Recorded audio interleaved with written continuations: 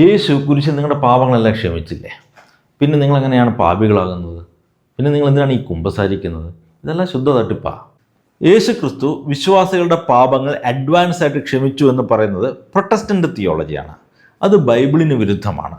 യേശു ക്രിസ്തു ക്രൈസ്തവരുടെ മാത്രമല്ല, ലോകം മുഴുവൻ്റെയും പാപങ്ങൾക്ക് പരിഹാരമായിട്ടാണ് കുരിശിൽ മരിക്കുന്നത്. എല്ലാവരുടെയും പാപങ്ങൾ അഡ്വാൻസ് ആയിട്ട് ക്ഷമിക്കുകയല്ല ചെയ്യുന്നത്. യേശു ക്രിസ്തു കുരിശിൽ സകല മനുഷ്യരുടെയും പാപങ്ങൾക്കായി അനന്തമായ മൂല്യമുള്ള പരിഹാര ബലി അർപ്പിച്ചു എന്നത് സത്യമാണ്.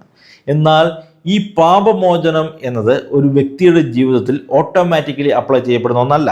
ക്രിസ്തു നേടിത്തന്ന ആ രക്ഷാകരമായ കൃപ നാം സ്വീകരിക്കേണ്ടതുണ്ട്. ഉദാഹരണത്തിന്, ക്യാൻസറിന് ഒരു വാക്സിൻ കണ്ടുപിടിച്ചു എന്ന് കരുതുക. വാക്സിൻ കണ്ടുപിടിച്ചുകൊണ്ട് മാത്രം ഇവിടുത്തെ സകലമാന ക്യാൻസർ രോഗികളും സുഖപ്പെടാൻ പോകുന്നില്ല. നിങ്ങൾ ആ വാക്സിൻ സ്വീകരിക്കണം, എങ്കിൽ മാത്രമേ നിങ്ങൾക്ക് വാക്സിൻ്റെ ഗുണം കിട്ടൂ. അതുപോലെ ക്രിസ്തു കുരിശിൽ മരിച്ച് പാപപരിഹാരം ചെയ്തു എന്നതുകൊണ്ട് മാത്രം ഇവിടെ എല്ലാവരും ഓട്ടോമാറ്റിക്കലി അങ്ങ് നീതിമാന്മാരാകുന്നില്ല. മത്തായി 16:24 പറയുന്നത് പോലെ സ്വയം പരിത്യജിച്ച് സ്വന്തം കുരിശുമെടുത്ത് അവിടുത്തെ അനുഗമിക്കുമ്പോൾ മാത്രമാണ് നമ്മൾ അവിടുത്തെ ശിഷ്യന്മാരായിത്തീരുന്നത്. പിന്നെ കുരിശിൽ മരിച്ചതോടെയാണ് ദൈവം എല്ലാവരുടെയും പാപങ്ങൾ ക്ഷമിക്കുന്നത് എന്ന് പറയുന്നത് തെറ്റിദ്ധാരണയാണ്. ദൈവം എല്ലായ്പ്പോഴും നമ്മളോട് ക്ഷമിക്കുന്നുണ്ട്. കുരിശുമരണത്തിന് മുൻപും അവിടുന്ന് പാപങ്ങൾ ക്ഷമിച്ചിട്ടുണ്ട്, ഇപ്പോഴും ക്ഷമിക്കുന്നുണ്ട്. അതായത് നമ്മുടെ പാപങ്ങൾ ക്ഷമിക്കാൻ വേണ്ടിയിട്ടല്ല യേശു കുരിശിൽ മരിച്ചത്.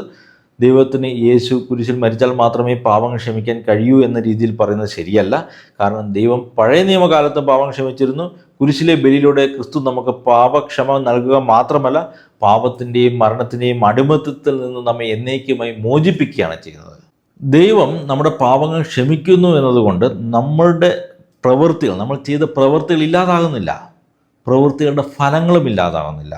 കുമ്പസാരത്തിൽ സംഭവിക്കുന്നത് നമ്മൾ പാപം മൂലം ദൈവവുമായിട്ടുള്ള ബന്ധത്തിലുണ്ടായ വിള്ളൽ, അതായത് ശത്രുത അവസാനിപ്പിച്ച് രമ്യതപ്പെടുന്നു എന്നതാണ്, അനുരഞ്ജനപ്പെടുന്നു എന്നതാണ്.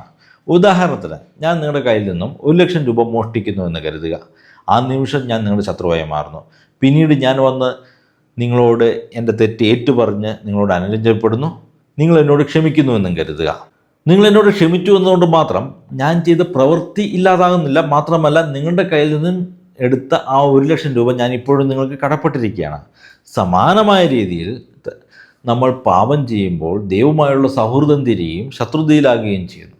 നമ്മൾ ദൈവത്തോട് അനുരഞ്ജനപ്പെടുന്ന പ്രക്രിയയാണ്, അനുരഞ്ജനത്തിൻ്റെ കൂദാശയാണ് കുമ്പസാരം. പക്ഷേ നമ്മുടെ പ്രവൃത്തികൾ മൂലമുണ്ടാകുന്ന കടങ്ങൾ, പാപകടങ്ങളെന്ന് പറയും, അത് തീരുന്നില്ല. അതിന് പരിഹാരവും നമ്മൾ ചെയ്യേണ്ടതായിട്ടുണ്ട്.